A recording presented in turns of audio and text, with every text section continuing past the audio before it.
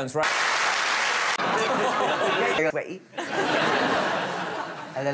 Interestingly, did you think that... I worked on the gadget show and we did see a lot of crap gadgets, but that's got to be top. It does work, you can... Do a straw poll. Anyone in the audience want that?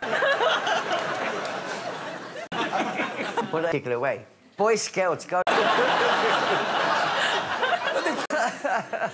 Back to... Gone too far this time. But people who think they're more important than they are just because they wear a uniform.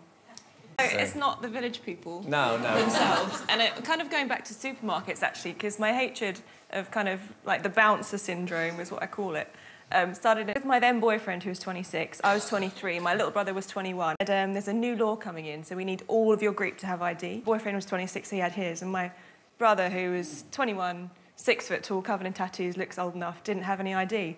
So they said, well, we're not. But because I got so annoyed about it, my family and friends started sending me these stories from the papers of, like, similar things that had happened.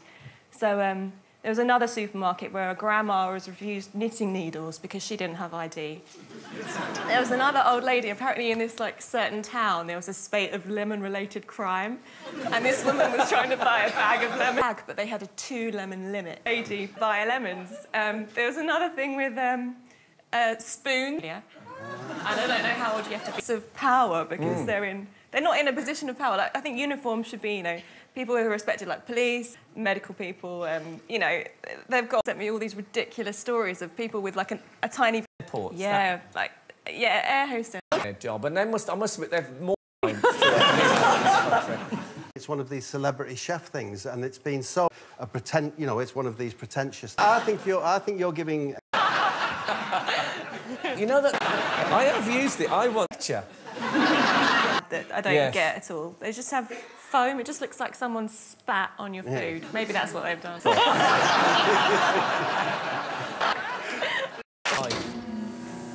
Have a treat, and someone, either normally a friend, will start telling you how calorific and how bad and how it's got sugar. They've gone wheat-free, dairy-free, they're vegan, they've stopped living and having... They went for a run in the morning and they've done... And you just bought and you've sat down with a cup of tea to enjoy it. That's it? Yeah. This happened to me. Bar. And eat chocolate with... Have you ever seen...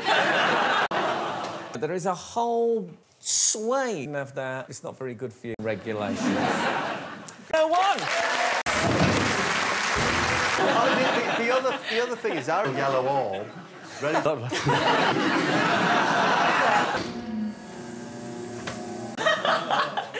yeah, my wild card. I'm from Essex, I'm from Southend, born and bred Essex Girl, thank you. Date somewhere like Cuba. I met a Canadian group of guys, and even they'd heard of the Essex Girl.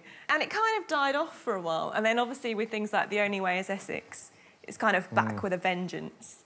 And I know especially it annoys my friends, because Essex has got some of the best schools in the country, but they think that we all talk like The Only Way is Essex, and people say to me, oh, you've lost your accent. It's like, well, I haven't lost my accent at all, but, like, and we're not all covered in fake tan and peroxide blonde and obsessed with that and shopping and nails, and that's the only thing we do. Right. OK. And he said, right, and he got his car. They're all really genuine, that's what they are, and they're not ashamed, and that's... I like a lot of them. And Joey Essex, I met him, and he thought that Richard and Judy created the world. He didn't. Yeah, he got confused with Adam and Eve. Oh, that's a whole other kettle of fish.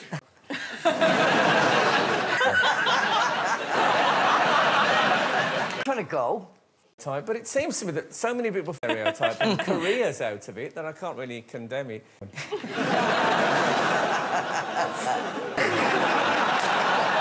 And Rachel Wright.